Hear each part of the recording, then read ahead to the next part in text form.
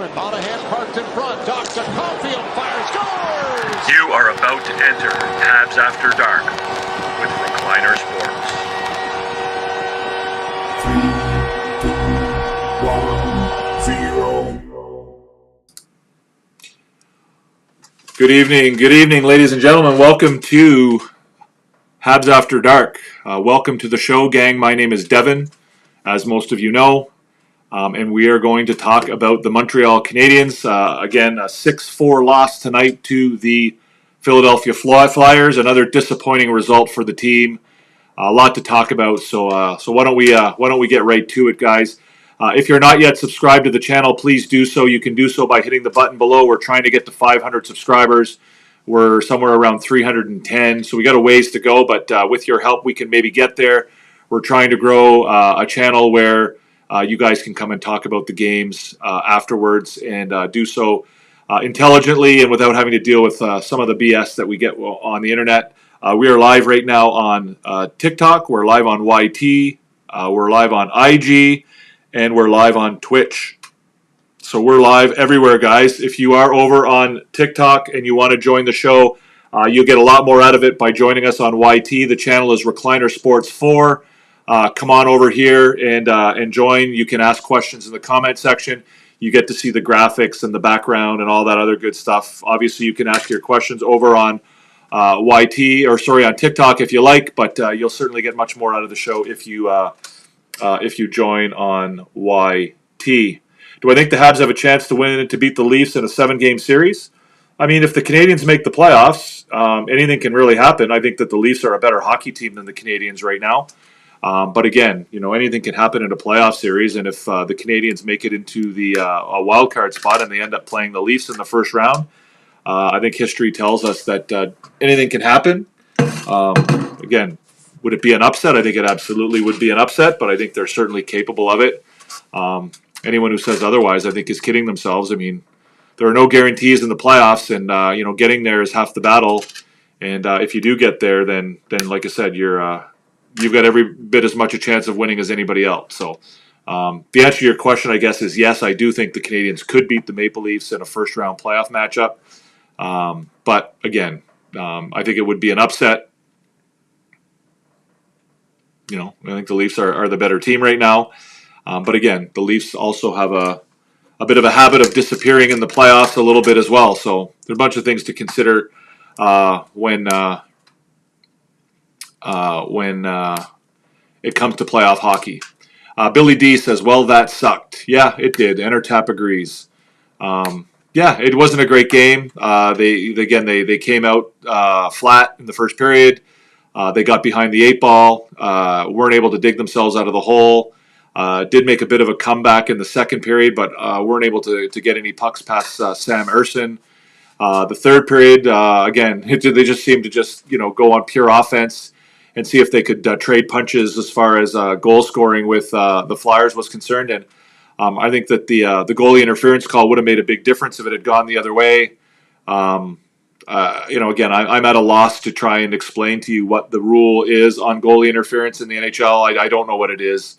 Again, the Canadiens have had goals called back against them on far less contact with the goaltender in the crease than what we saw tonight. So I'm at a bit of a loss to try and to say what the issue was there and why it wasn't called back. But again, the Canadiens shouldn't have put themselves in that position. And they, against a team like Philadelphia, that shouldn't have been something that they should have allowed to affect the outcome of the game. You didn't like my answer, Nick? Sorry, man. I apologize. I'll try to do better for you next time. If you want, I'll next time I'll just say that there's no way in the world that the Montreal Canadiens could possibly win a first round series against the Toronto Maple Leafs. The Toronto Maple Leafs have shown in history to be incredible playoff performers, and for them to, the idea of them losing in the first round of the playoffs is just so beyond the realm of possibility. I can't even imagine it, because we know that when it comes time to the playoffs, the Maple Leafs are amazing, and they rarely ever get upset by teams that are below them in the standings, and their top players have shown historically that they're great playoff performers, that they step up in the big moments, and they're really they're big game players, right? And so I think that if the Canadiens played the Toronto Maple Leafs in the first round, it would be virtually impossible, if not completely impossible, for them to beat the Toronto Maple Leafs. One, because the Canadiens would be an 8th seed, and two, because Toronto is just so well known as a playoff powerhouse. They do so well when it comes to playoff hockey that it would be next to impossible to upset the Toronto Maple Leafs in the first round. And the playoffs are typically very, very predictable. It's usually almost always the higher seed that advances. And so, to your initial question, Nick, that whether I believe it's possible for the Canadiens to take on the Maple Leafs in a first round series, the answer is absolutely not. It's not possible at all. 12 goals against in 2 games. Habs don't deserve a playoff spot. Yeah, well, the way they're playing right now, Larry, they don't, right? But this is the inconsistency that we talk about, right? This is the immaturity of a young hockey team who certainly has the ability to play good hockey, but they don't do it on a consistent enough basis, right? They don't do it night in and night out. Like, we've seen them play great hockey, but it seems like some of the old habits are creeping in. They obviously haven't regressed back to the level where they were in October and November, but some of those old habits seem to be creeping back into their game, and that's not to be unexpected, right? It's what you might expect from a young team, right? They're going to struggle. They're not going to be at their best every game, and that's when they'll become a contender, is when they can put that best, they can put their best forward out more often than not. 9 times out of 10, they put their best foot forward. Right now, they're not at that level, and they've got a lot of growing to do. And if they can grow and still make the playoffs this year, then that's awesome. But if they can't, then that's fine too. Kind of sad to see them ride Monty so much and ruin another younger goalie with a higher ceiling. Okay, I don't agree with that comment. Habs are not making it to the playoffs. Well, again, William, I mean, it's possible that they do, and it's possible that they don't. I don't know that you could possibly know either way, but Dobesh was playing great, had a 2-game slump, and they benched him while Monty lets in soft ones. Yeah, I don't think that's exactly what happened, Damien. I think that's a bit of an oversimplification as to what happened with him. But well, I mean, I don't agree with you, because it's not factually accurate, right? It's like, to suggest that he had a great start and then he had 2 bad starts and they benched him is kind of not exactly what happened. Bring up Fowler. Fowler is not contractually. He's not contracted to play for the Montreal Canadiens, Gooch, and I suspect he's going to be more interested in playing in the NCAA tournament over the next week and a half or so. If Monty was in net, we probably would have won the game. See, this is Canadian fandom at its greatest, right? Like, last game, everybody was mad because the Canadiens didn't play Dobesh, and that's why they lost, right? Because they didn't play Dobesh. And tonight, everybody's mad because they did play Dobesh, and they lost because Montembeault didn't play. So, not in a great mood after that game. Entertap, yes. Yeah, again, Entertap makes a good point, right? If I told you at the beginning of the season the Habs would be in a wild card spot at this time of the year, would you be happy? Absolutely. And that's, again, the Canadiens are far, ahead of schedule as far as their rebuild is concerned. They've improved on last year, regardless of how this season finishes out. They'll have improved on last year. Obviously, the last couple of games have been disappointing, but at the end of the day, this has been a successful season, and making the playoffs won't be the decider as to whether or not it's a positive or a negative or not. So we'll see, right? Again, it's all about maturity with this team right now. It's all about experience, and it's all about them learning how to put forward those winning habits that they've been learning over the last 2.5 years, and especially this year, and being able to apply those habits regularly and more consistently.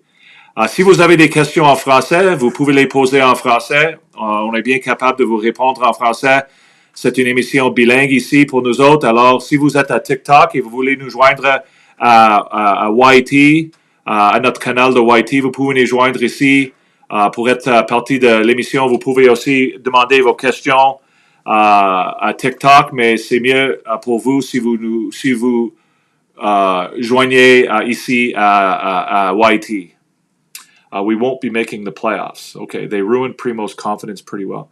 Yeah, Damien. Again, I think that your sense of history and your sense of how things actually worked out are not quite in tune with reality. I mean, the suggestion that they ruined Primo's confidence. I think. Well, I mean, I guess early on you might be right on that. I think they did bring him up a little bit early.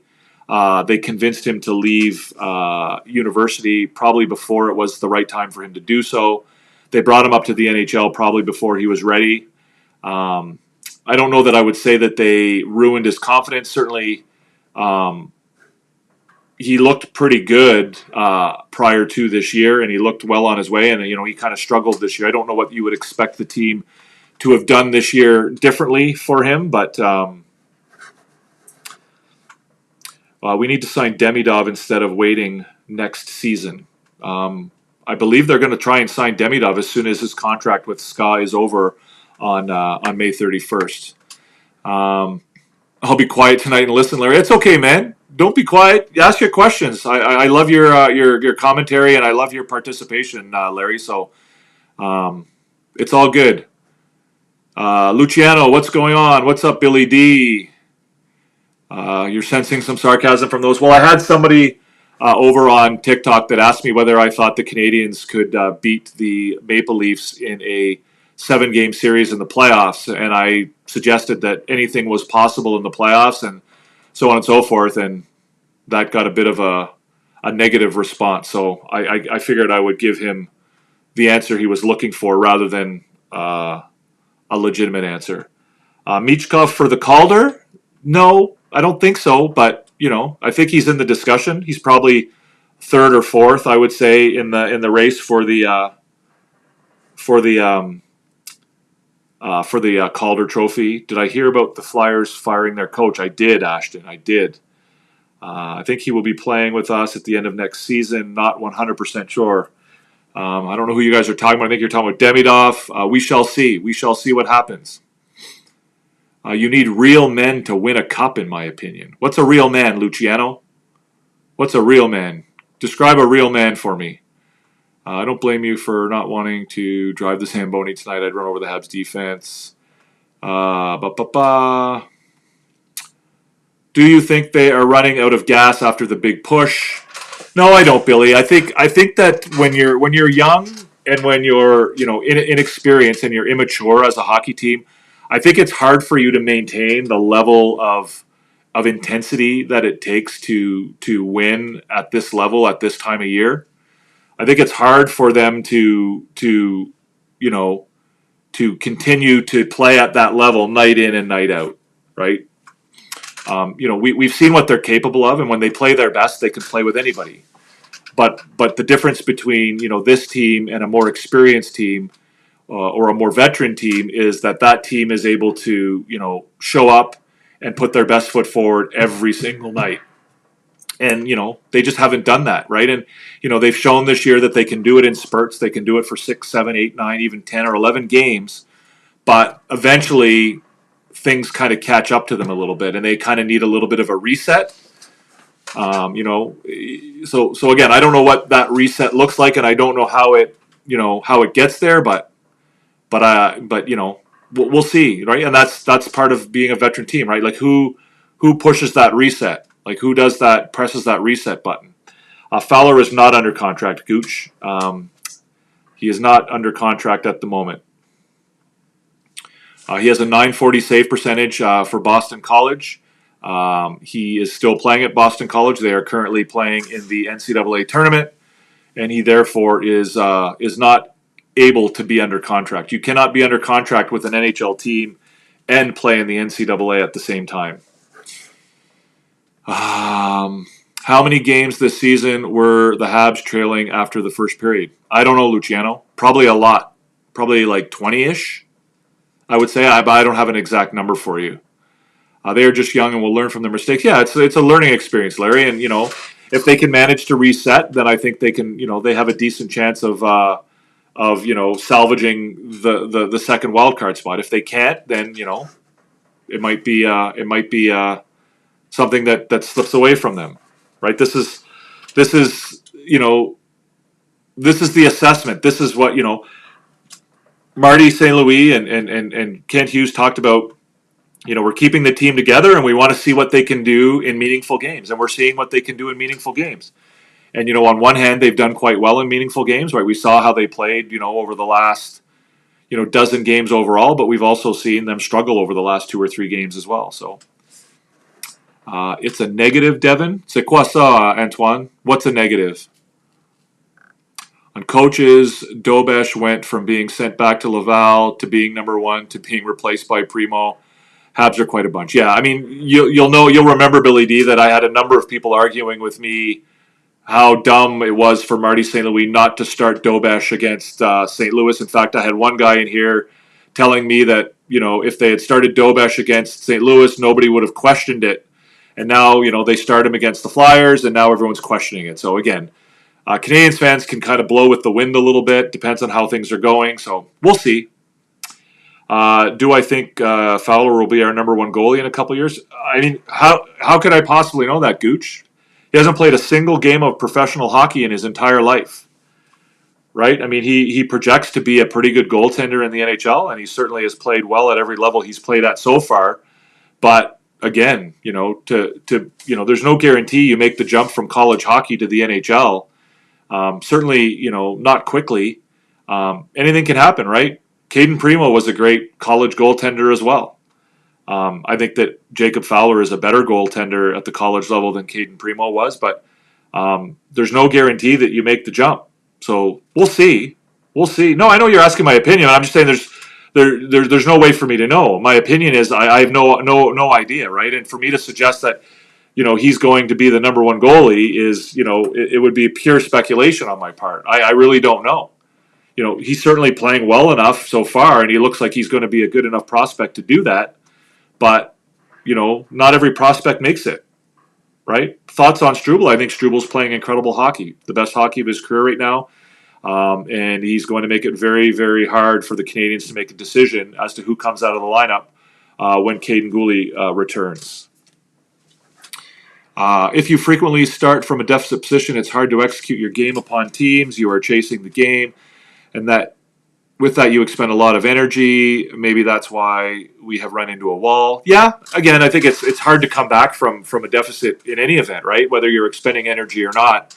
You got a bit of a tighter grip on your stick. Things become a little bit more urgent.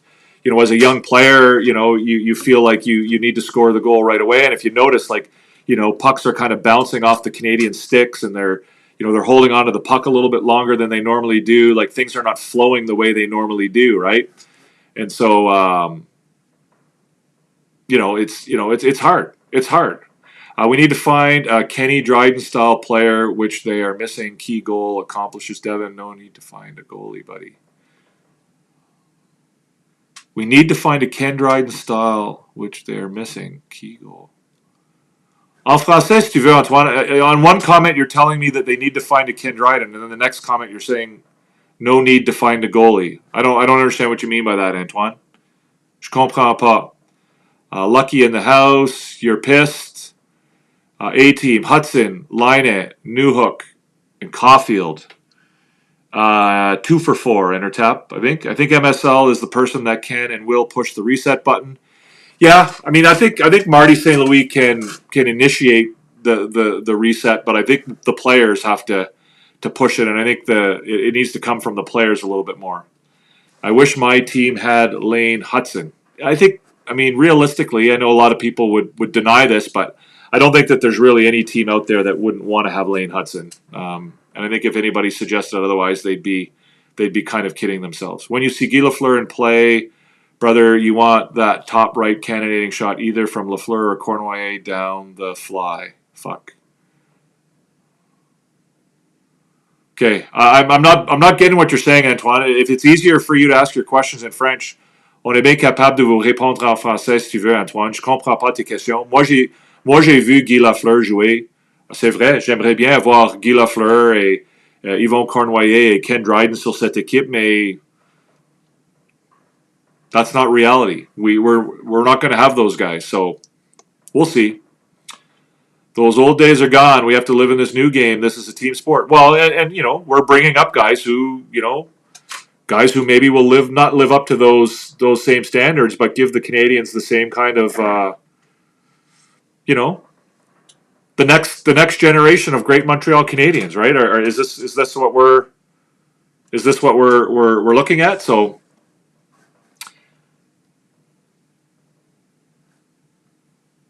Sorry, Antoine. I don't understand your comments, man. I apologize. I can't answer your questions. I don't know what you're saying. Sorry, man. Andrew Malay Vanat, what's up? Guys, if you're over on TikTok, come on over to YT. You can subscribe to our channel over here. It's Recliner Sports 4. You can join the show.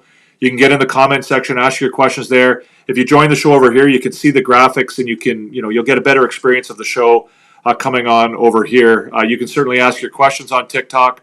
I'll do my best to answer them, but you'll certainly get a better experience if you join us on YT or IG. Right now, guys, we're going to go to the scoreboard. Habs are making the playoffs next year. I don't know, Brody. They might. They might very well. Do you think they'll make it next year? So here's your scoreboard for tonight, guys. As we said, the score was 6-4 in favor of the Flyers tonight. A disappointing loss for the Canadiens. Not what they were looking for, certainly. They got off to a slow start, as we mentioned. And, it was hard to dig out of that hole once they were in it. So let's have a look at some of the details, guys. So the first goal of the game was scored by Matvei Michkov from Konechny and Couturier at 1:55. So 2 minutes into the game, the Canadiens are already down 1-0. A really slow start for the team. They didn't come out with a lot of life, and the Flyers maybe got a bit of a boost with the firing of their head coach and bringing in a new head coach. And they jumped all over the Canadiens early. The Canadiens were able to tie it up at the 7:55 mark on a goal by Alex Newhook. Finally got that monkey off his back a little bit after getting a lot of scoring opportunities in recent games, but wasn't able to score until tonight. So it was nice to see him get his 14th of the year from Savard and Hudson. That was Hudson's 50th assist of the season. I believe it's the 6th rookie defenseman ever to get 50 assists in a season. I think that's the statistic. Then Nicolas Delorier. Again, the Canadiens really have this habit of being scored on by guys who don't score. His first goal of the year from Lixell and Abols. So again, three guys who, Delorier's first goal of the year, Lixell's 4th assist, and Abols' 3rd assist at 10-13. Not guys who are typically used to scoring. The score is 2-1, and then the Flyers make it 3-1 before the end of the period. The goal initially was credited to Michkov, which is why I have it there as Michkov. I think it was then switched over to Sean Couturier, who deflected the puck in the net before it went in. So the goal now should read Couturier from Michkov and Peltier, I believe. Second period, no scoring. Canadiens played a little bit better, or quite a bit better, actually, in the second period. Unfortunately, they weren't able to get anything by Urson. They did play a little bit better in that period, but they just weren't able to capitalize. They did come out early in the third period. They scored a goal from Cole Hudson, bit of a fluky goal. Hudson kind of was behind the net and kind of banked it in off the goaltender into the net at 2:15. Hudson with his 51st assist, Struble with his 10th. Unfortunately, things kind of went south from there. This is where I can't remember if the goal. Yeah, so then Tyson Forster scored at 10:09 to give the 2-goal lead back to Philadelphia. Then the Canadiens scored what looked like a goal. Sorry, I'm lying. I got this all wrong. So Tyson Forster scores a goal, and the Canadiens appeal it for goaltender review or goaltender interference. They ask for a review. The referees review it. I'm not sure what constitutes goaltender interference in the NHL anymore. I don't think anybody really does. The player for Philadelphia, Bobby Brink, was clearly in the Canadiens' crease. He clearly made contact with Dobesh. We've been told, since the GM meetings that, that was going to be the standard now, right? If you go into the crease, into the blue paint, without being pushed in, if you go in voluntarily, you go in there on your own, that you're going to, and then you make contact with the goaltender, that most times is going to be goaltender interference. We certainly have seen the Canadiens have goals called back this year. Even recently, I think against the Islanders, there was a goal that was called back where certainly the Canadiens player was, far less in the crease than Bobby Brink was and made far less contact with the goaltender. Maybe Dobesh needs to be flopping all over the place the way Igor Shesterkin does. But it just didn't get called back. So the goal counts, which gives the Flyers their 2-goal lead, plus the Canadiens end up shorthanded because of the failed review. And then Sean Couturier scores a power play goal for the Flyers on that power play. And so there's like a 3-goal or a 2-goal swing there, I guess, essentially. Almost a 3-goal swing, I guess, depending on how you look at it. And that was kind of all she wrote for the Canadiens, right? Like, it was kind of tough after that. They did come back and score a goal shortly thereafter from Christian Dvorak, a nice play in front of the net in tight quarters. But unfortunately, that was kind of all she wrote. If the Canadiens had, won that appeal, the Dvorak goal would have been the goal that gave them the lead, right? They probably wouldn't have given up that power play goal to Couturier, and the Forster goal wouldn't have counted. So that would have would have tied the game, pardon me. It would have tied the game for Montreal. So that was all she wrote. The Canadiens did put some heat on. Matvei Michkov scored a goal at 13:52 to make it 6-3, and then Patrick Laine scored at 16:47 to make it 6-4. They did get some pressure on late in the game. The referees decided to put their whistle away. There were probably at least 2 penalties that could have and should have been called in the last 4 or 5 minutes against Philadelphia. But again, the referees are referring to the score and to the clock, and not to the play on the ice, which is unfortunate because I think the idea behind it is they don't want to affect the game, but they actually are affecting the game when they decide not to call penalties late in a game. So that was all. That's all the scoring for the game. 6-4 for the Flyers. The shots were even at 30-30. The Corsi was pretty even as well. The Canadiens led that 65-64. The Fenwick was marginally in favor of the Flyers at 50-48. The high danger scoring chances were 15 for Flyers and 12 for the Canadiens, and the expected goals were 4.68 to 3.15. So again, neither goalie was that great tonight. They both allowed more goals than would have been expected. But yeah, the numbers appear to be pretty close. Again, I think that the game kind of turned on that goalie interference call a little bit, but the Canadiens can't be coming out to slow starts like that and putting themselves behind the 8 ball and then expect to get back in the game. It's just not a recipe for success. And again, like I said, it's old habits kind of creeping back into their game, and it's a little bit of difficulty, putting a consistent performance on the ice on a night in and night out basis. So get a functional netminder for our Habs, coach, plain and simple. Yeah, again, I think you're jumping to conclusions when you talk about functional netminders, Antoine. The Canadiens have, a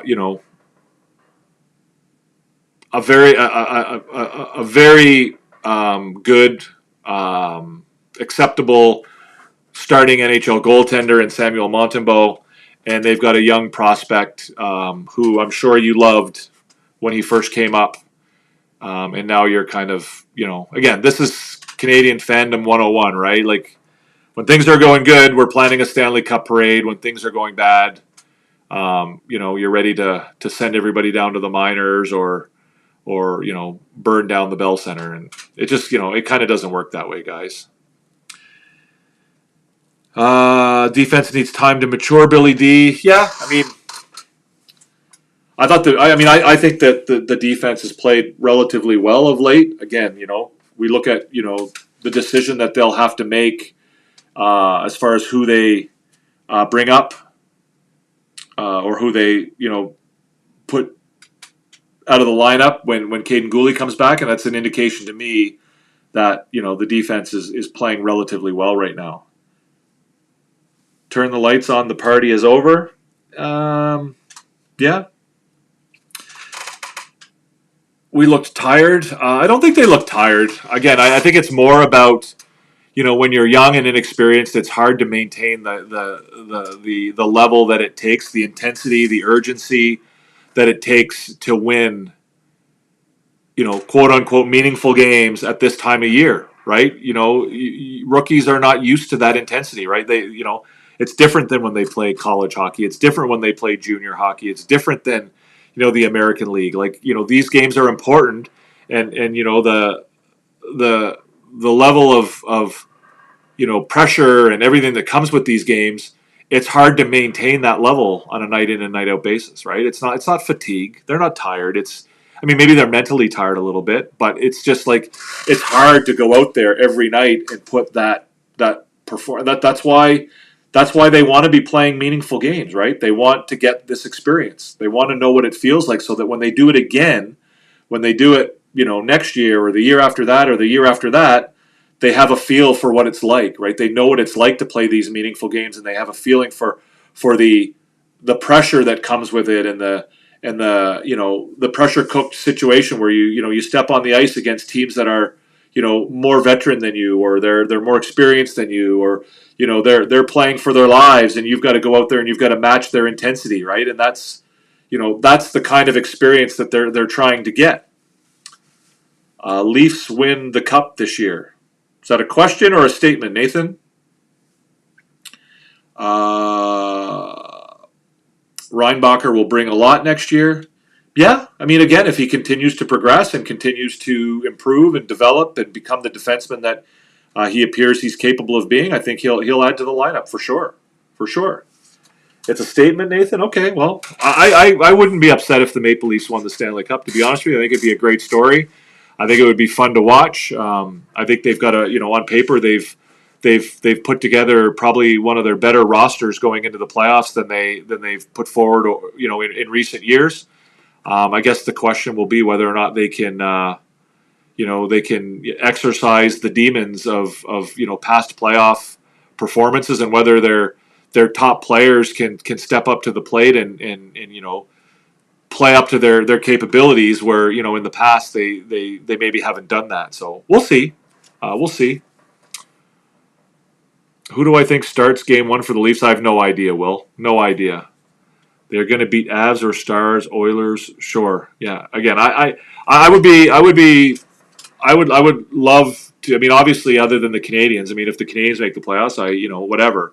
I don't want the Leafs to beat the Canadiens in a playoff series. But if the Canadiens are out, either they don't make the playoffs or they're knocked out. I would have no issue watching the Toronto Maple Leafs win a Stanley Cup. I think it would be incredible to see. It would be something. It would be a historical event. It would be first Stanley Cup for them in a number of years. First Stanley Cup to be won by a Canadian team in a number of years. I think it would be a great story. Reinbacher or Michkov? Right now, I think Michkov is probably the better player, but if you're asking me who I would have drafted, I probably would have drafted Reinbacher. Gaindon. No questions on the YT tonight, guys. What's going on here? Everyone's quieting right up. There's people watching. There's no questions coming over here, guys. If you're over on TikTok, guys, come and join us on YT. Come and join us on YT. Otherwise, I'm going to have to answer all these Toronto Maple Leaf questions from TikTok, guys. So fire away here. I see there's. It looks like there's 7 people on YT right now. I don't know how many are on IG at the moment. But yeah. You can also answer our question down below, guys, in the ticker tonight. There's a question there in the ticker for you tonight. The shot in the dark for tonight. If you have an answer to that, that would be great too.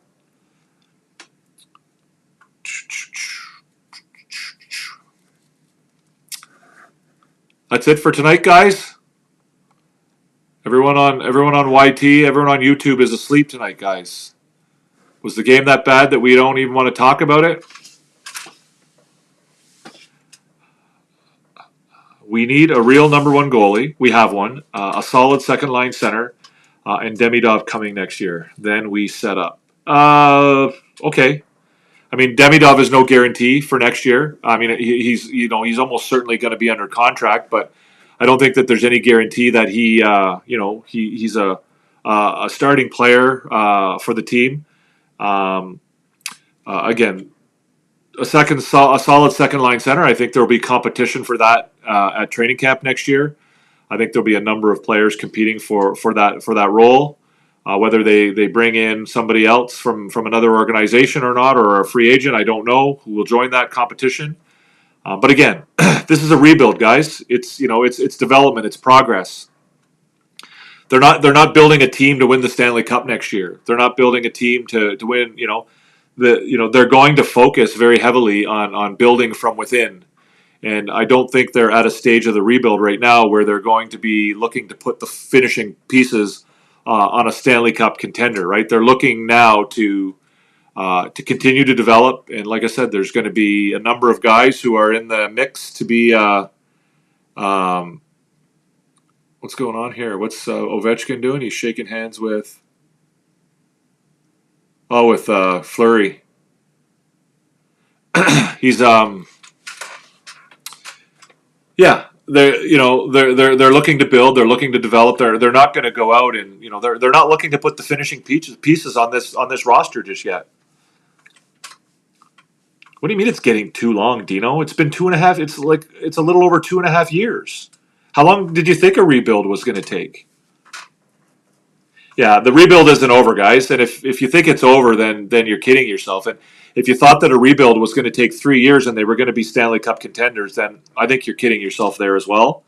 If a rebuild was 2 years of being at the bottom and then being in a playoff contention in the third year, and then the rebuild is over, I think every team would do it.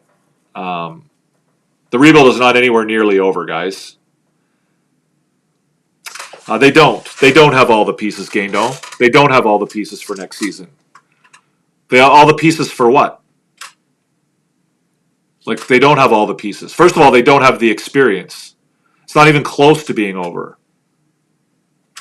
What are they missing? They're missing experience, first of all, right? They're missing maturity. What are you saying they're ready for? You think they have all the pieces to win the Stanley Cup? You think the Canadiens have all the pieces to win the Stanley Cup right now? They're not even close to that. Well, sure, they're ready to compete, but that's not the goal of the rebuild. The rebuild is not to compete. The goal of the rebuild is to win the Stanley Cup. The rebuild doesn't end when they're competitive. The rebuild ends when they win the Stanley Cup. Like if you you're talking like the Detroit Red Wings now, right? You're talking like the Detroit Red Wings, like where they look like they're going to make the playoffs, and then they go out and start signing a bunch of veteran free agents, and now they're just stuck in mediocrity where they sort of fight their way barely either right on the edges of making the playoffs for year after year after year. That's being competitive isn't the goal. I've been impressed with Newhook. Maybe a little biased as a Newfoundlander. Yeah, I mean, I think Newhook has been much maligned this year. I think he's played better than people give him credit for. He certainly has played better since Christmas, and even better than that in the last month or so. I think he's been a little snake bit as far as being able to finish plays. He's also struggled with having a bit of a merry-go-round of line mates all year round, like that second. Whether you like the second line or not, most people would agree that it hasn't been great.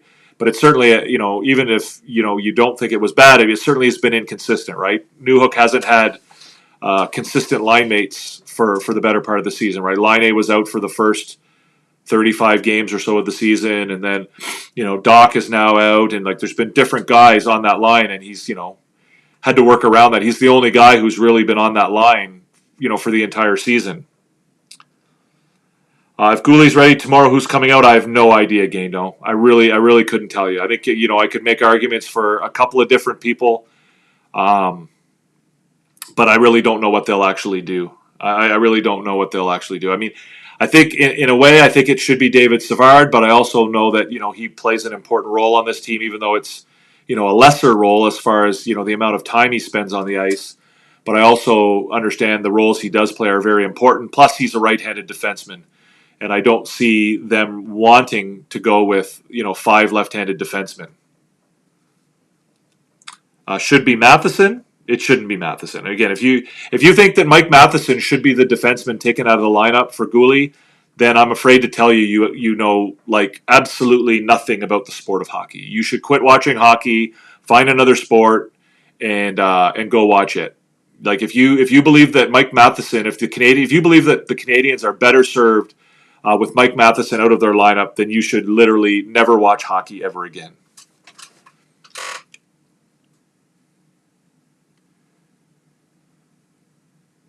Yeah, I don't agree. I don't disagree with that, Gaino. I'd find it very difficult to do anything with the Hudson Struble pairing.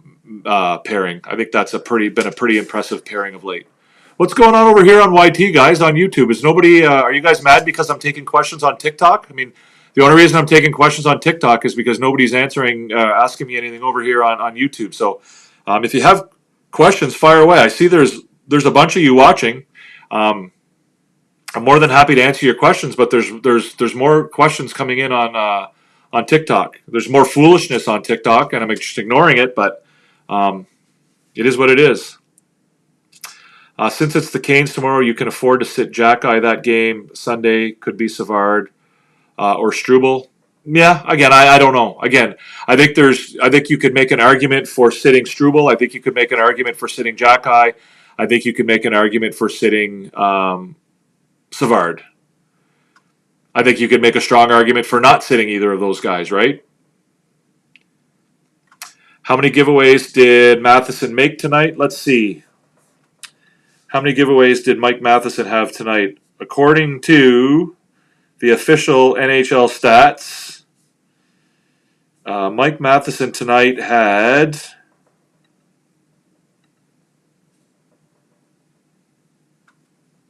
2 giveaways. 2 giveaways. He played 15 minutes and 13 seconds. Sorry, that's a lie. That's Mike Matheson had 2 giveaways tonight. He played 25 minutes and 45 seconds. I got a question for you. Remgal. Which player on the Montreal Canadiens tonight had 6 giveaways? So here's a question for Remgal. You guys can answer it as well.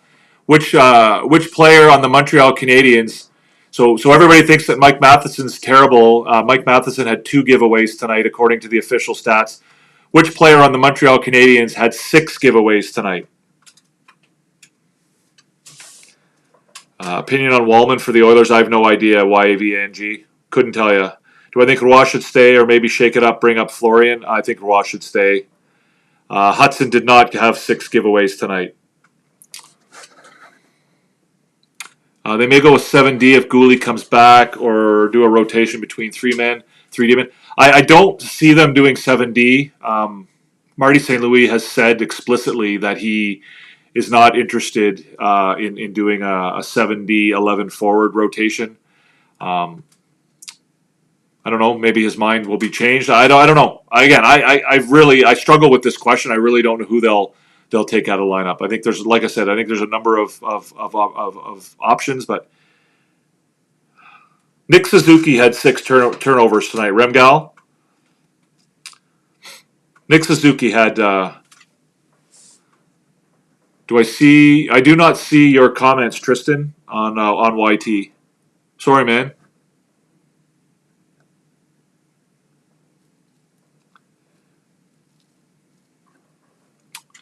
So again, I think that your take on Mike Matheson is not a very good one, Remgal.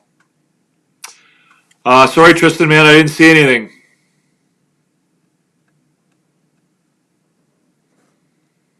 I don't know what to tell you.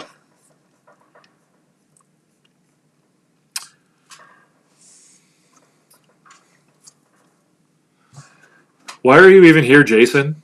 Why are you even here? You hate the show so much. Why are you even here? Keep them coming, guys. Keep the questions coming. If you're over on TikTok, come join us on YT. You'll get more out of the show over here. If you're over here on YT, guys, I don't know if you're upset that I'm answering questions on TikTok, but I didn't even read it, Jason. Didn't even read it. I saw your name and I just ignored it. I mean, I can block you if you want, but I'm just not interested in talking to you.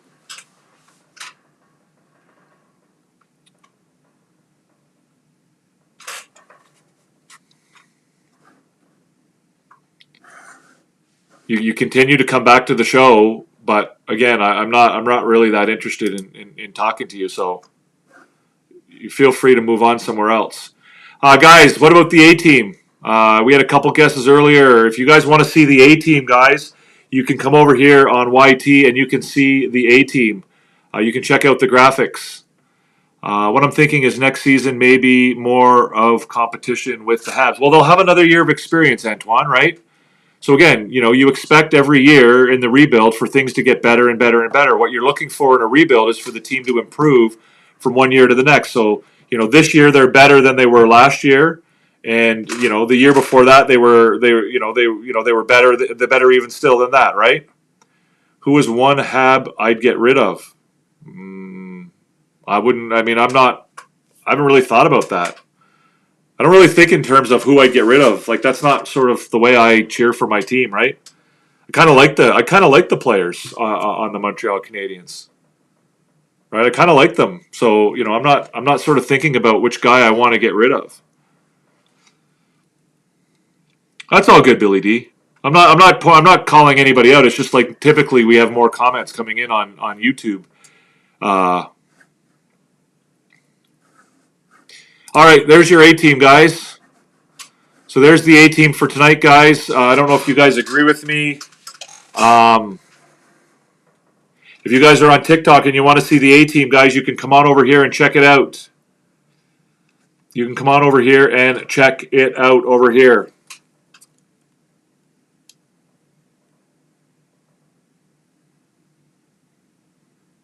The Canadian schedule is, it's relatively tough the rest of the way.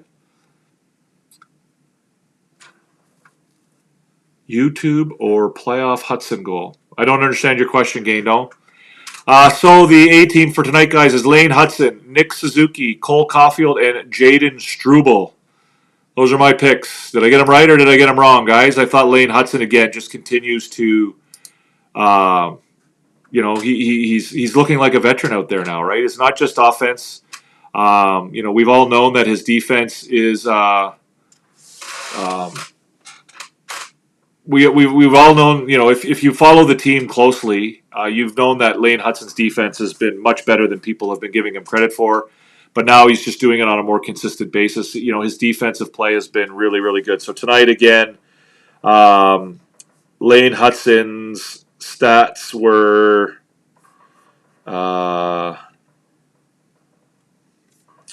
pardon me, expected goals for percentage for Hudson tonight. Tops on the team at 69%. Scoring chance percentage was 62%. High danger chances percentage was 8-4, so 66 2/3%. So again, every night he's performing at a veteran player level. Lane or Mete rookie season. What do you think, Gaino? What do you think? Looks good to you, Larry. I agree. Antoine, you're just you're being a typical Canadiens fan right now, right? Like they lose a game or two and the world is about to end, and they win a game or two and you're ready to plan a Stanley Cup parade. Which ones did I get wrong, Intertep? I know you said earlier, but I think you had Newhook there. I considered Newhook seriously. I think he could have been on there as well. Suzuki's numbers were pretty impressive tonight, other than the turnovers that we spoke about earlier. Do I think the Canadiens should look at offers for Doc after the season? I do not, BB Cran. I do not. I know you're not happy, Antoine. It's coming through crystal clear. I wonder if Torts is done as an NHL coach. He should be, Billy D. He's a terrible hockey coach. Like he has no business coaching in the NHL anymore. He's a guy who, had some success early in his career, but he hasn't really been nearly as successful as people give him credit for. He's either missed the playoffs or been knocked out in the first round in 17 of the 24 years he coached in the NHL. He didn't make the playoffs at all in 10 of the 24 years that he coached. He hasn't done anything for a number of years. He has refused to. I mean, he said as much, right? What did he say before? After the game last night, before he was fired, he said, I'm not willing to learn how to coach a team like this. He's not willing to learn how to coach. He's not willing to adapt, right? He's stuck in his own ways. He's got his own way of coaching, which has proven to be it doesn't work anymore. You're not going to be successful in the NHL if you coach that way. You're not going to be successful in the NHL if you're not willing to communicate with your players. You're not going to lead a team to success, especially a young team, when you continually send messages to your players in veiled codes, right? If you want to talk to your players, talk to your players, right? Like, don't sit them on the end of the bench and refuse to talk to him. Don't stand in front of a reporter and talk about how this guy's stupid or an idiot or whatever. Like, it's not going to work. It doesn't work.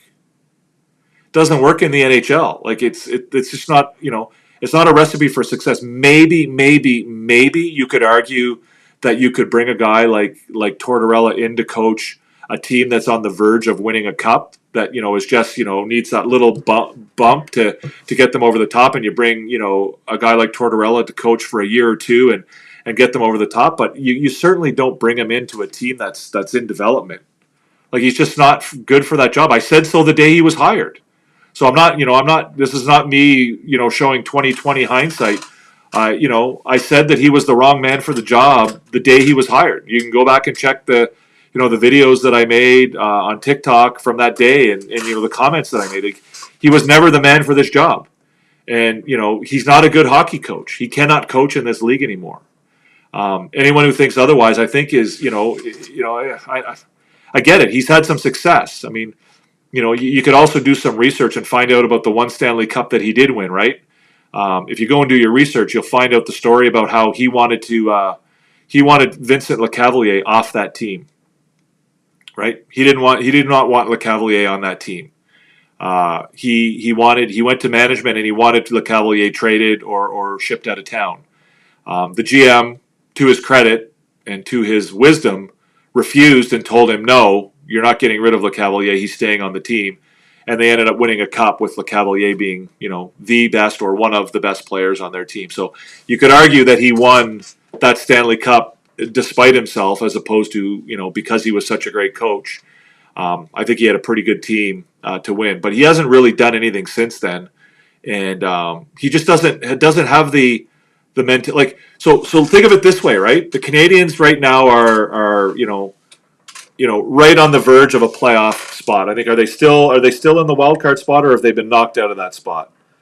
I haven't even really checked. So the Canadiens are in a wild card spot right now. Very similar position to where the Flyers were around this time last year, right?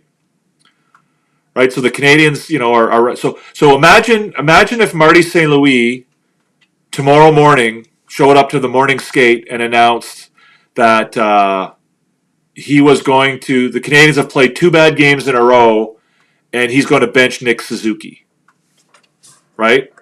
Canadiens have struggled. They've lost, 6-1 to St. Louis, and then they lost 6-3 or 6-4 to the Flyers. And in order to send a message to the team, he's not even, whatever. He's gonna bench Nick Suzuki. How would you judge that move as a coach? Because that's basically exactly what John Tortorella did last year, right? So, with 15 or so games left in the season, his team was, right on the edge of a playoff spot, and he decided he was going to bench Sean Couturier for 2 games, I think.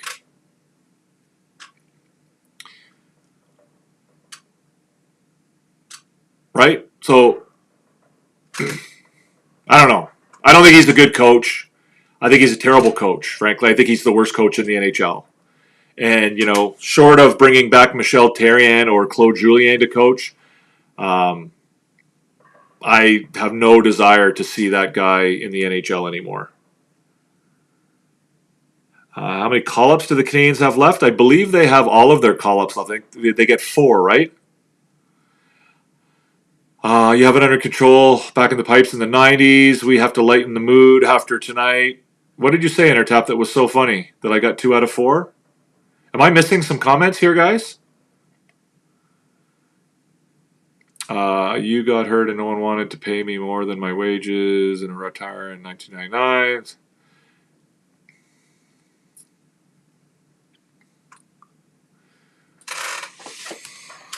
A couple seasons ago, he benched Kevin Hayes at a time when he was leading scorer on the team. Yeah, again, I think that the that type of coaching is no longer. Everyone will say, like, people will say things like, "Oh, well, his players love him." Well, they don't. They don't really love him, right? They say, "Oh, Marty St. Louis loved him." Well, Marty St. Louis is not the kind of guy who talks shit about coaches, right? And I'm sure there are certain aspects of his relationship with John Tortorella that were fantastic and were great. And I think Marty St. Louis is the kind of guy who probably focuses on that aspect of the relationship. Marty St. Louis is not going to come out and say, "Yeah, I don't really like John Tortorella's style of coaching. He yells and screams too much." He's the opposite kind of coach of Marty St. Louis. But Marty St. Louis is not going to come out and say that, right? Marty St. Louis is not, like, why would he create that controversy, even if he believed it? He's much better off saying, "Well, yeah, I learned a lot from Torts, and, he coached us to a Stanley Cup championship, and, this, that, and the other thing," right? Like, I mean, that's like, he's not going to come out and say, "Yeah, Torts is a bad coach, and he needs to be better, and he needs to stop, he needs to adapt and modernize his coaching style," and this, he's not going to do that. So the suggestion that John Tortorella is a good coach because Marty St. Louis says positive things about him, or some of his former players say positive things about him, is kind of crazy. It's not really relevant. All right, Billy D. Thanks, man. Appreciate you for coming by. So anyways, we got Lane Hudson, guys. Nick Suzuki, I thought, had a strong game tonight as well. His advanced stats look pretty good. What did he have? 45% expected goals for. What else? 35-15 Corsi. So again, Nick Suzuki, good guy, played well. I thought he was good. I mean, could you put Newhook in his spot today? Yeah, I think maybe you could have done that. Caulfield, same sort of situation. I don't think the first line had its greatest game tonight. I think they kind of struggled a little bit. Caulfield with the goal. He makes it onto the team. Jaden Struble again. I think Jaden Struble has just been incredible of late, right? I think he's been playing really, really good hockey. And I'm happy with the way he's played. He's going to make it really tough for the Canadiens to make a decision as to who comes out of the lineup when Gouli comes back. Because, frankly, he doesn't deserve to come out of the lineup. That doesn't mean he won't, but he certainly doesn't deserve it. There's also an argument that can generally be made that today's athletes are somewhat pampered and privileged, but I get that a coach has to also change his ways to be effective. Yeah, you know what, Entertap? I really, here's the way I see that. I agree. You could argue that athletes are pampered and privileged. Again, I think every generation says that about the previous generation, but the reality is I don't think that the players have necessarily changed that much. But the reality is that nowadays, coaches are learning that if you want to get the best out of your players, that sometimes you have to modify the way you coach. And so back in the day, if you couldn't deal with that, like if you couldn't deal with Scotty Bowman, you just didn't make it, right? Like how many hockey players are there out there that just didn't make it because they didn't have the psyche to deal with a coach who screamed and yelled at them or played mental mind games with them or, engaged in emotional warfare to try and, get them to play better. Right. So again, does it mean that the players today are more pampered and privileged, or does it just mean that the coaches and people with a little bit more foresight are realizing that they can get the most out of players, by treating them differently sometimes? Yeah, there's still a lot of players who can handle the screaming and yelling. right? There's a lot of guys who can handle, coaches that, bench them or stop talking to them or call them out in the media. And they, to them that motivates them, or it tells them that they got to go and sort of pump things up a little bit. There's other players who will respond negatively to that.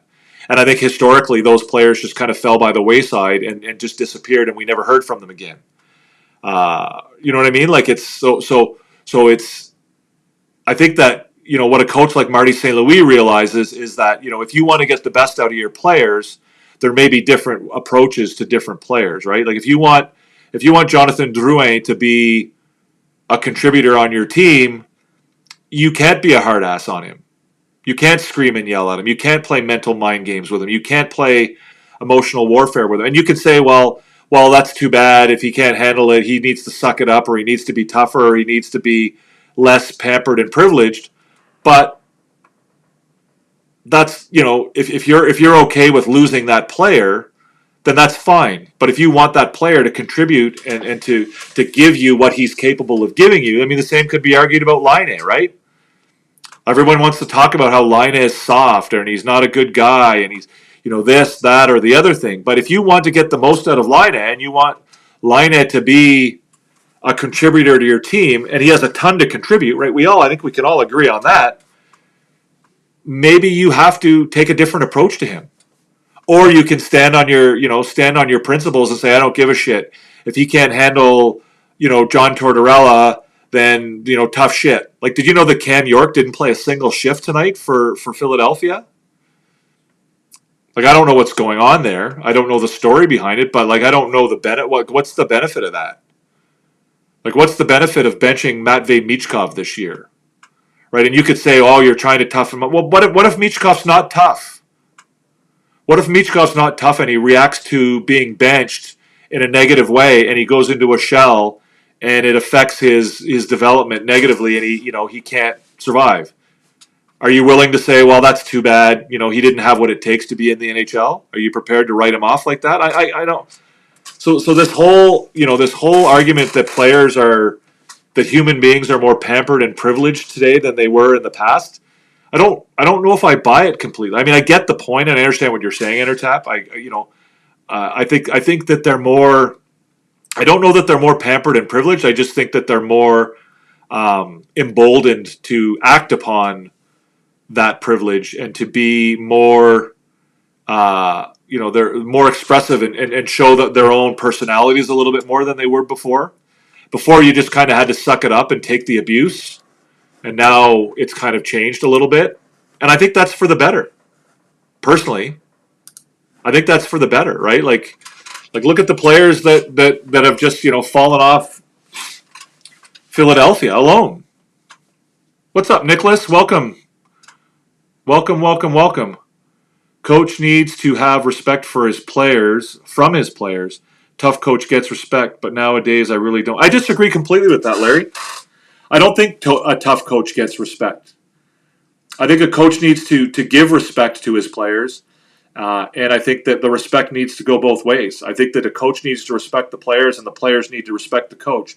And I don't think that you automatically get respect because you're tough. And I don't think that John Tortorella is tough. In fact, I think he's weak. I think he's extraordinarily weak, and I think the way he treats his players is not an expression of toughness. I think it's an expression of weakness, right? His inability to control his emotions, his inability to, Marty St. Louis, one of the quotes that I remember from him very early on is where he talked about the fact that, he doesn't really like to talk to the players after a game. And the reason he doesn't like to talk to the players after a game is because he doesn't want to express himself to the players based on emotion. Right? He doesn't want his input or his feedback to the players to be based on emotion. He wants his input to be based on thoughtful consideration of the game. It's why if you watch him in his post-game interviews, he's far, far, far more measured than he is in the interviews that he gives, after practice or after a skate, right? He's not willing to say nearly as much because he knows that, he might say something that he regrets. John Tortorella doesn't do that, and that's a weakness. That's not a strength. That's a weakness. So I don't think that John Tortorella is quote unquote tough. I don't think it's a strength. I think it's a weakness, and I think that feeling like making your players adapt to you or adjust to the way you are is not good coaching. I think the answer is somewhere in between. To be honest, some players need to be handled with kid gloves, and others react best with a kick in the butt. The talent lies in knowing. Absolutely, 100%. I agree with that completely. But that's where Tortorella falls down, and that's why Marty St. Louis is so much better coach than he is. Right? What did Kent Hughes when they talked to him about what he looked for when he hired Marty St. Louis as the coach? The number one quality he talked about was emotional intelligence. When's the last time you heard anybody talk about a coach having emotional intelligence? That was like craziness in the past. But that's what it is. It's emotional intelligence, right? Understanding the players and understanding what you need to do to get the most out of those players, right? The players are there to do their job, and your job is to get the most out of them. And if you can't get the most out of them, that's your failure. And not everybody's not everyone's gonna succeed. There's gonna be players that don't make it or aren't good enough. A tough coach gets respect if he is fair. For a softer coach, you must be able to handle so many different players, humans, and everybody is different and responds to different things. I agree, Nicholas. I agree with you. A tough coach gets respect if he gives respect, right? A tough coach doesn't get respect if he goes in front of the media and talks about, his players being stupid or being idiots, right? You don't get respect that way. And that doesn't make you tough. And I mean, I guess I'm at a loss to, get this term tough, right? Is Marty St. Louis a tough coach?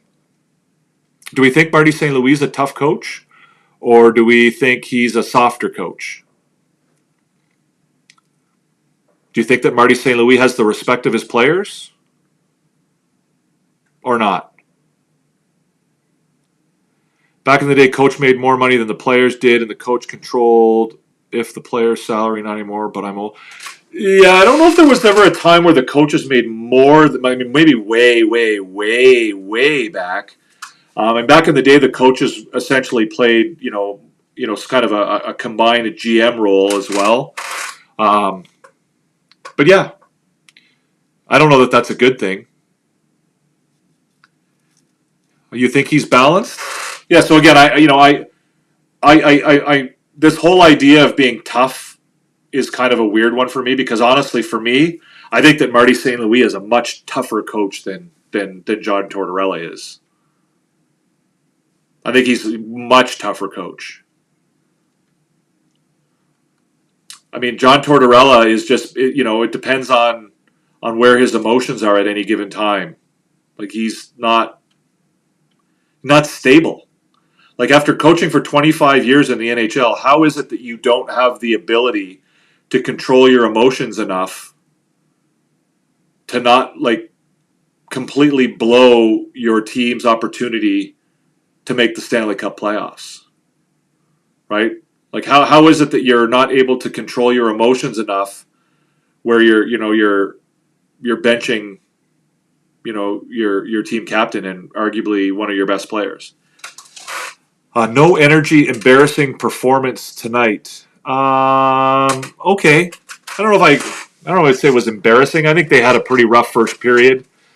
I think things would have gone quite differently if that goal had been turned around on the interference. But wasn't their best performance. I would agree. I'm not sure I would go as far as to say it was embarrassing, but I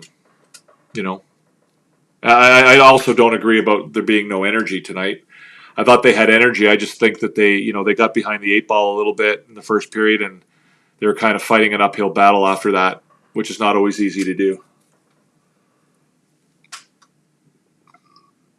Excuse me.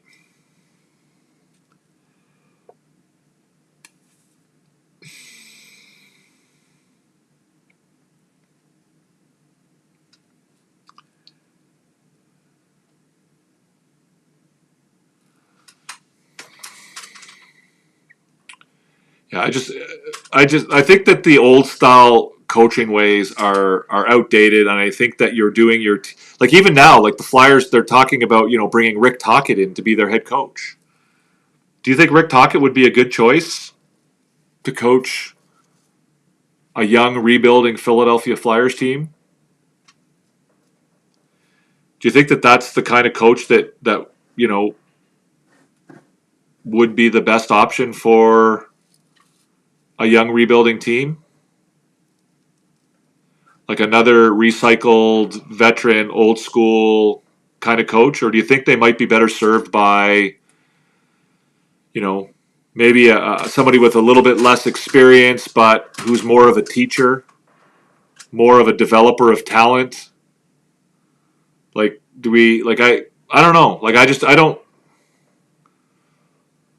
like going down, like, I mean, again, everyone thought the Canadiens were crazy by bringing in Marty St. Louis, who had never coached past, the bantam level when they brought him in. But, they weren't looking at his experience. They were looking at, whether he, was able to, the Jays lost 12-2. Oof, not a great start.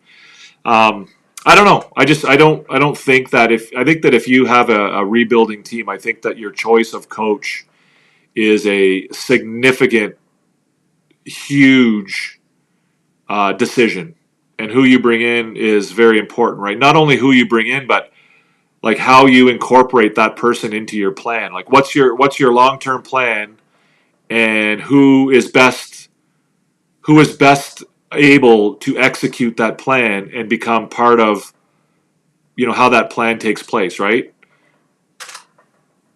Like we've seen coaches in two so-called rebuilding teams get fired this year, right? We saw the coach in Chicago get fired, and we saw the coach in Philadelphia get fired. But like I just compare it to like Marty St. Louis. I think it's pretty clear that Marty St. Louis has been given a mandate to be a part of this team, and that he's there to develop them, and that they're not going to judge him on wins and losses, that they're going to judge him on the development and the progression of the team, and that he's sort of got a runway where they're not going to mess with him too much, right? They're going to let him do his thing, and they're not going to look at firing him in the middle of it. Like here's the rebuild, here's the plan, and you're our guy. You're going to be here, and for a certain period of time, and you're going to get an opportunity to grow with these guys and to grow this team and to build them. Whereas, John Tortorella doesn't seem to be that guy to me. What's considered an average shooting percentage regarding shots on goal? I don't know. What's an average shooting percentage would be somewhere, 9, 10, 11%, something like that, maybe. It can be very variable, Tony B. A veteran team might respond better to the torts coaches of the world. Depends on the era you came up in. Yeah, well, but the players who are playing today came up in this era, right? They didn't come up in the same era that I did. But again, I don't believe that. I don't believe that people were more immune to being treated like pieces of shit 50 years ago than they are now. I just think that people put up with it more back then, and the ones who didn't, we never heard of them because they fell by the wayside. Today's sports world is so different, and it's a big business now. Lots of money. Yeah, absolutely, I agree with that. There's a ton of money, and I think that because there's a ton of money, that it's less acceptable to treat people that way, right? Because now you can't afford to lose those potential contributors, those potential stars, right? You can't afford to lose a guy from your team because he can't handle the emotional warfare of the coaching staff because there's too much money invested in them, right?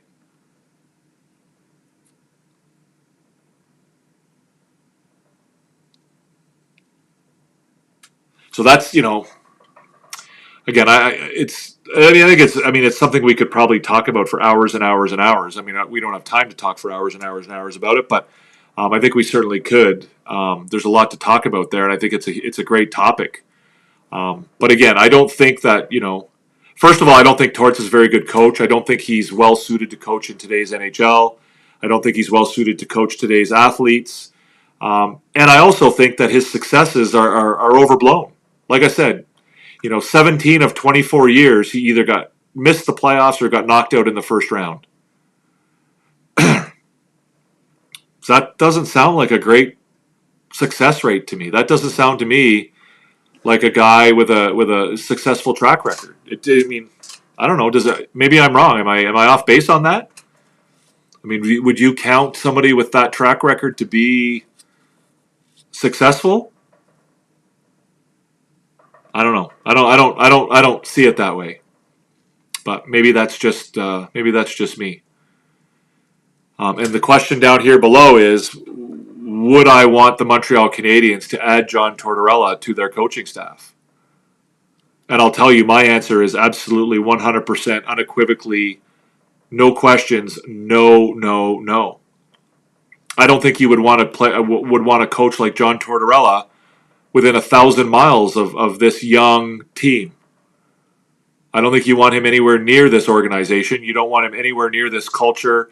You don't want him anywhere near this atmosphere and this environment that the Canadiens have built, and a rebuild that is moving along at a really nice pace. I don't think you want John Tortorella anywhere near it. Did Torts coach any? Well, the team that he coached in. It depends on what you're defining as great. Well, let's look at his record. Tortorella. DB. So, John Tortorella. So, he was an assistant coach for the Buffalo Sabres from 89-90 to 94-95. I don't know exactly what those teams are like. He then coached in the American Hockey League. He won a championship with the Rochester Americans in 95-96. Nobody of real note on that team. He then coached the Phoenix Coyotes. He was an assistant coach there for 2 years. Then he was an assistant coach in New York for the Rangers, and then he became the head coach for the Rangers halfway or at the very end of the 1990-2000 season. They missed the playoffs. His first 2 years in Tampa Bay, they missed the playoffs. Then he lost in the second round in his third year in Tampa Bay, and then he won the Stanley Cup in his fourth year in Tampa Bay. In his fifth and sixth years in Tampa Bay, he lost in the first round with essentially the same team he won the Stanley Cup with. Brad Richards, Prospel, LeCavalier, St. Louis, Modine, Boyle. Who did he lose from that Stanley Cup winning team? Corey Stillman, I guess, is really the only guy that he lost from the Stanley Cup team. Then they lost in the first round those next 2 years. The year after that, they were out of the playoffs, and he got fired by Tampa Bay. Then he went to the Rangers. He lost in the first round his first year in the Rangers.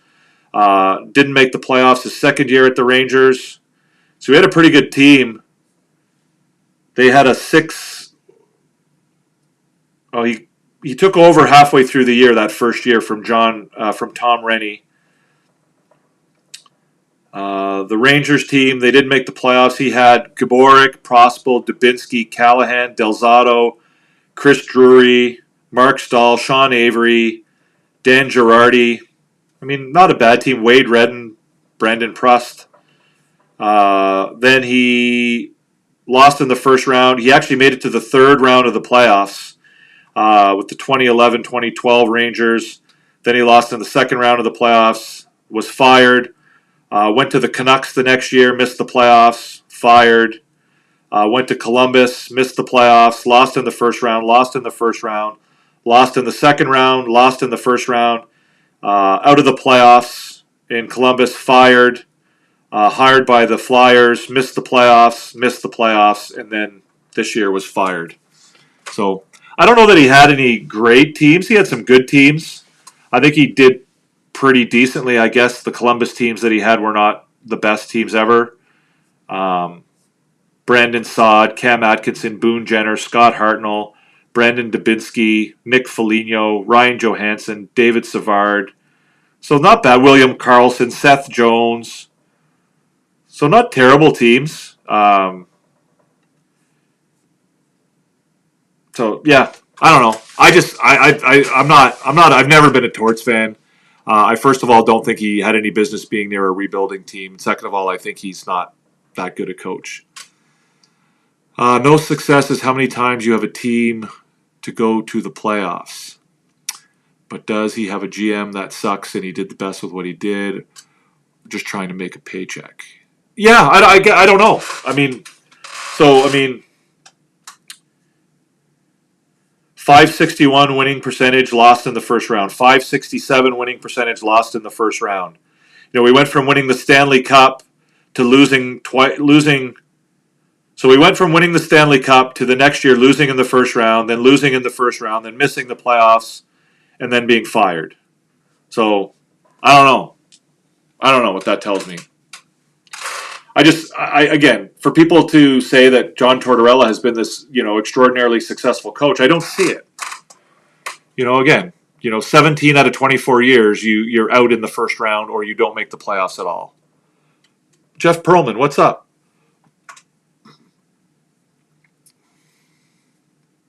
Anyways, you guys can disagree with me on that, I guess, but I think John Tortorella is a very, very overblown coach. I want to see if I can find the Tortorella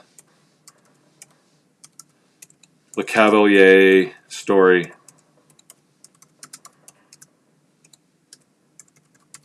I'll read it to you guys here.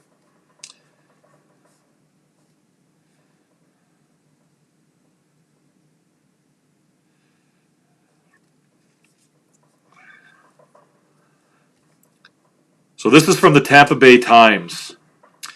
The Lightning's almost trade of Vinny LeCavalier. When Vinny LeCavalier's number 4 jersey was raised to the rafters at Amalie Arena on Saturday, it was a fitting gesture for the former captain who became the face of hockey in this city. LeCavalier, 37, is one of the best players in franchise history, leading Tampa Bay to the 2004 Stanley Cup. There's no better place to play, he said. That's what makes it crazy to think back to how close LeCavalier came to being traded to Toronto in 2001. Instead of being one of the franchise pillars, his tenure would have been a footnote, akin to Jonathan Drouin. This friggin' page is brutal. With LeCavalier and then coach John Tortorella's relationship strained, the team's 1998 number 1 overall draft pick requested a trade in December 2001. Then GM Rick Dudley was quick to oblige, agreeing to terms on a deal with the Maple Leafs that would have brought back a package that included Nick Antropov, Jonas Hoagland, and Thomas Kaberle. All the teams had to do was complete a trade conference call with the league to make it official. How did the situation come to that? LeCavalier was a holdout in training camp. Tortorella had to deliver the news to LeCavalier that he wouldn't play in the first 2 home games and the regular season due to concerns about his conditioning, and Tortorella, instead of management, was left to explain the organizational decision to strip LeCavalier of his captaincy. Anyways. Despite his style being polarizing, I don't think his accomplishments can be refuted. But what accomplishments, Entertap? His teams have always been very competitive, and his focus on defense is always tops in the league. Okay, I don't know what his accomplishments are. Like, what do you mean his accomplishments can't be refuted? He went to, he won 1 Stanley Cup and he went to the 3rd round of the playoffs once. That's it. Otherwise, he either didn't make the playoffs or was knocked out in the 1st or 2nd round.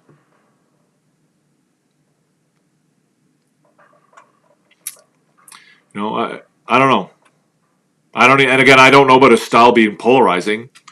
It is what it is. It's not successful. Your ancestors are French, mate. You should be named Larry Lavallee. Be proud. Listen, man, Olivier, why are you so worried about the French language? Why are you so concerned about everybody else in the French? Like something I've never understood. I've never understood this about the Quebecois people. You know, I lived there for a good part of my life, and I've never understood the inferiority complex that comes with the French language and how like you don't know anything about Larry. You don't know where he's from. You don't know anything about him. Why would you come to that conclusion about him? Not too shabby, if not great, but far from bad is what it sounds to me. Well, yeah, maybe. I mean, I just don't see 17 out of 24 years not getting past the first round of the playoffs being very good or successful.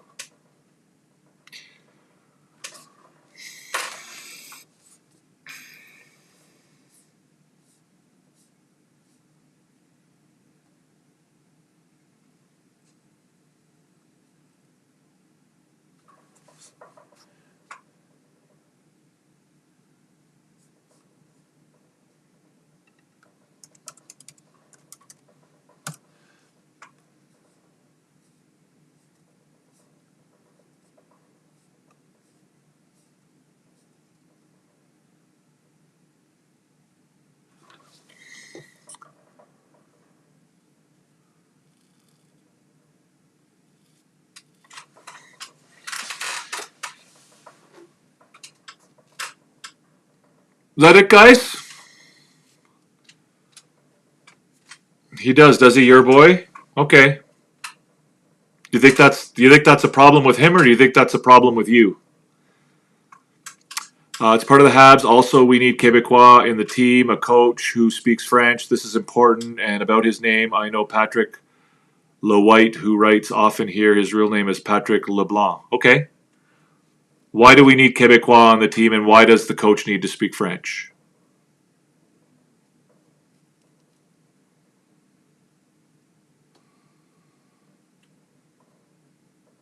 Most coaches never win a cup in the end. Anyway, I was just curious. Yeah, no, I agree with that. Most coaches don't win a cup. But again, it's, if we're talking about a guy being a great coach who coached for 25 years, I don't know. Anyways,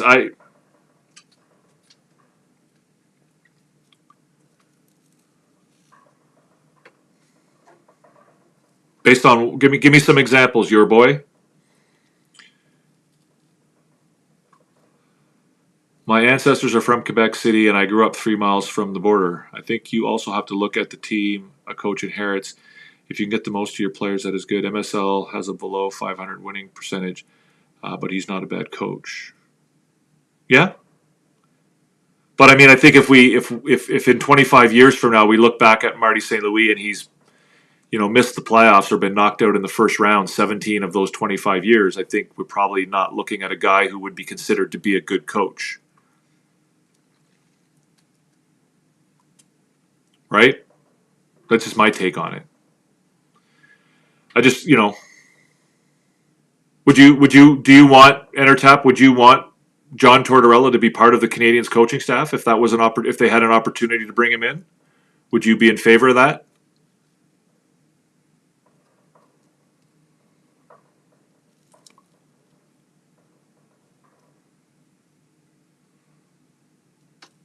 Okay, your boy. Yeah, I think you're wrong on that. Again, I would point to him being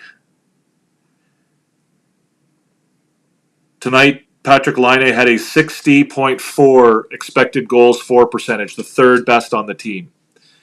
So that means that while he's on the ice, 60% of the expected goals would have been for the Montreal Canadiens.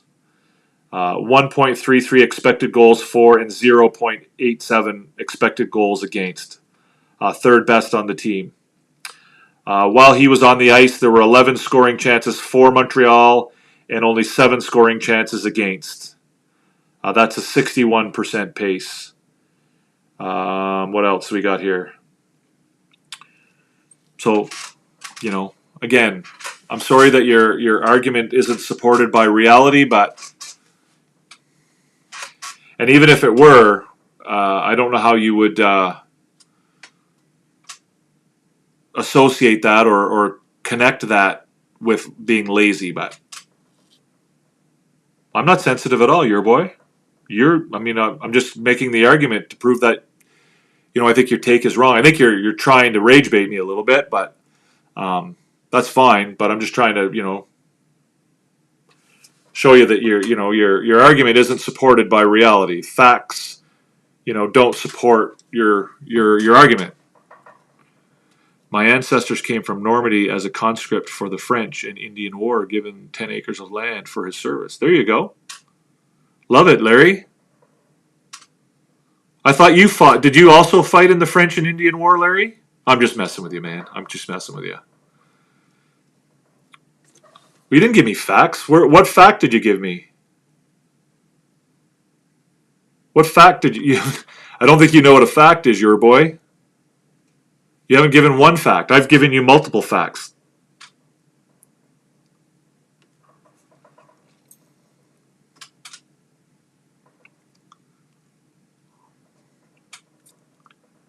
That's not a fact, your boy. When Uri turned it over to Michkov in the second and Laine was right behind him but didn't skate, that's an opinion. That's not a fact. A fact is his expected goals for percentage. A fact is the number of shots that are, against and for while he's on the ice. A fact is the high danger chances that happen while he's on the ice and when he's not on the ice. Those are facts. Your opinion as to whether he was skating fast enough at a certain part of the game is not a fact. That's an opinion. You're a Vietnam vet. Okay. I think I knew that you were a vet, but I didn't know you were a Vietnam vet. Interesting. Okay. I had a near brush with the U.S. military myself, Larry. I almost joined the Marines after high school. We had a recruiter that came to our high school. I was in Canada.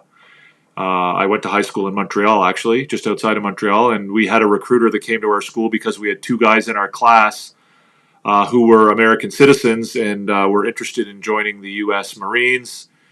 And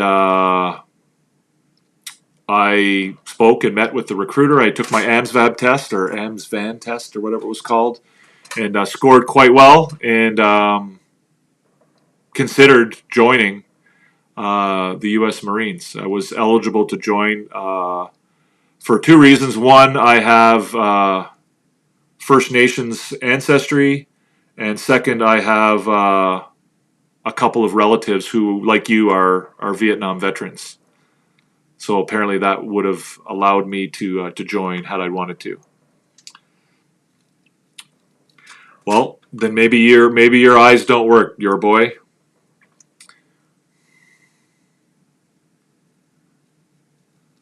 What's my opinion and thoughts on Newhook, and is he a center in my eyes? Yeah, I think he's a center. He's capable of being a center. Do I think he's a center on the second line for the Montreal Canadiens long term? No, probably not. Could he be a third line center? Yeah, I think he could also be a third line winger. I think he's learning to use his speed on the defensive side of the game as well as the offensive side of the game. I think that the Canadiens could do a lot worse than to have Newhook as their third line center or third line winger. Is it possible that somebody comes up who beats him out of that job? Yeah, is it an Oliver Kapanen? Is a guy like that? Is that somebody who beats him out for that job, or a Michael Hage someday? I don't know. But I think he's definitely demonstrating that he's capable of playing NHL level center or center in the NHL level. Oh, you were Air Force, Larry. Nice. Were you a pilot? I don't, because he's not really suited for a developing team as we have seen with Philly, but I would hire him for a top 10 team with more established players. Example, he was assistant coach for US. Yeah, I guess. Like I said, if you had a team that was on the verge of winning the cup and you just needed somebody, would you, again, I think in an assistant coach role, I think his capacity or his ability to do damage to the team would be far less in that, he wouldn't be responsible for ice time type decisions. I don't think he would, be speaking to the media. I don't think he would be, doing the types of decision making that, you would expect from a head coach.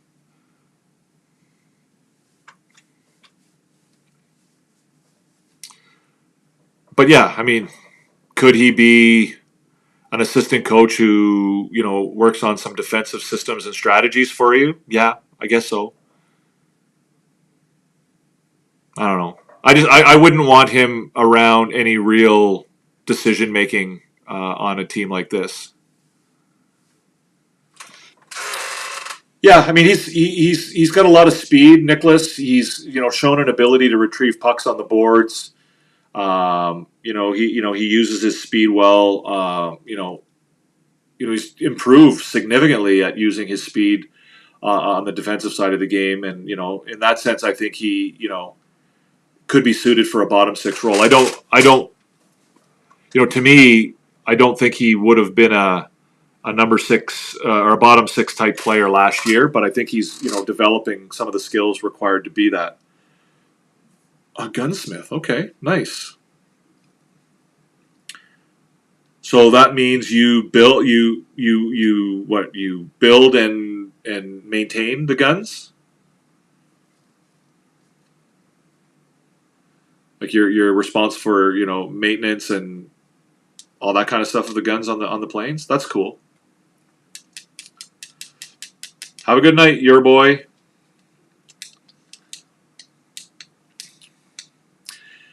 Anyways, guys, what do you think? I think that's a good time to stop the show. We've been going for about an hour and a half here now. Fun show tonight. Not a ton of participation on the YouTube side of things, but there was a ton of questions coming over from TikTok. Larry, Nicholas, Entertap, you guys are all here. Not sure if Olivier's still around. Who else was in here tonight? Luciano was here at one point. Billy D, of course, stepped out early. Antoine was very, very upset. I'm sorry, Antoine. Who else? Claude Richard made his nightly appearance. Thank you, Claude. Billy D, of course, like I said. Where's Luciano? Luciano was here.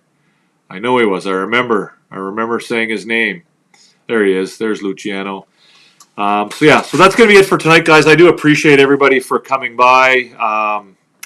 Great show. Thank you for your input. Thank you for your comments. Thank you for your questions. He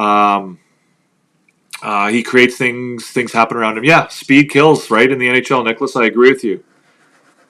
RDP's here. Okay, I didn't see you, RDP. Welcome. You're hanging out in the background. I appreciate it. If you're not subscribed yet, guys, please do so. If you're watching in a replay, certainly ask that you subscribe if you do enjoy the content. I know not everybody can be here, live, but we certainly welcome you to be part of our group, our community, our family. And if you are inclined, please hit that subscribe button, hit the thumbs up, hit the notification bell, all that good stuff. We do appreciate all of that. Merci beaucoup tout le monde. On n'a pas eu de questions en français aujourd'hui. J'ai répondu à Antoine en français, mais on n'a pas eu l'opportunité encore ce soir de répondre aux questions en français. J'aimerais bien être capable et avoir l'opportunité de faire ça. Alors, si vous voulez parler en français, si vous voulez demander les questions en français, fire away. That's it, guys. Thank you, Nicholas. I do appreciate you coming by. I know I see you over on Coach's show, and I think this might be the first time you were over here. I don't know if you were here before. I don't know much about you, but thank you for your comments and your contributions. It was great. Thanks for being here. I assume you're Swedish by your name. I don't want to make any assumptions, but much appreciated, and I enjoyed having you, and I enjoyed your contributions. Thank you, Larry. Got you out of that funky mood. It's all good, man. It's tough. It's tough, and I think it's going to be frustrating for a while yet. As this team continues to mature, right? It's the job isn't over, the rebuild isn't over, and there's you've heard Marty St. Louis and the management talk often about how development is not linear, right? Development doesn't just happen in a straight upwards line. There are steps forward and there are steps backward, and They're very, very far from the point where everything is moving in the same direction. And there's going to be nights where you're frustrated and you're, again, and the frustration grows because, now you've seen what they're capable of and how good they can be. And you've seen the best of what they have to offer. And you kind of get frustrated when you don't see that on a night in and night out basis. And so I understand that. But again, I think that, it's important for us, as far as, maintaining reasonable expectations, it's important for us to remember that these kids are still pretty young. And as Entertap said earlier, if we would have said to you that they would be in a wild card position with 12 games left in the season, would that be something you'd be interested in, right? So I think we would all agree that that's probably a pretty happy place to be right now for the Canadiens, even if they're coming off a couple of tough losses. So again, I appreciate everybody for coming. Thank you so much. If you're not subscribed, please do so. If you haven't hit the thumbs up button, please do so. Again, I love talking with you guys about hockey. I know sometimes I get frustrated, and I apologize. I don't do it on purpose. Yes, Swedish and no problem was fun, and peeking more in the future. Awesome. I love it, Nicholas. I look forward to seeing you down the road, both here and on Coach's show. So yeah, that's it for tonight, guys. Thanks so much. Like I said, I do love the conversation, and I thank you very much for giving me a place where I can talk hockey with you. And we'll probably see you after the game tomorrow night. If not, we'll see you on Sunday. I'm not sure whether I'll do a show after the game on Sunday or whether I'll just do, I believe Entertap and I will be doing the show with Coach on Sunday night. So that's it for tonight, guys. Thanks again. I hope you enjoy the rest of your evening. It was a really good time for me, and I hope it was for you as well. So I hope you guys enjoy what's left of your evening, and we'll see you in the next one. Peace out. Hoffman, Monahan parked in front, docks to Caulfield, fires, scores! You are about to enter Habs After Dark with Recliner Sports.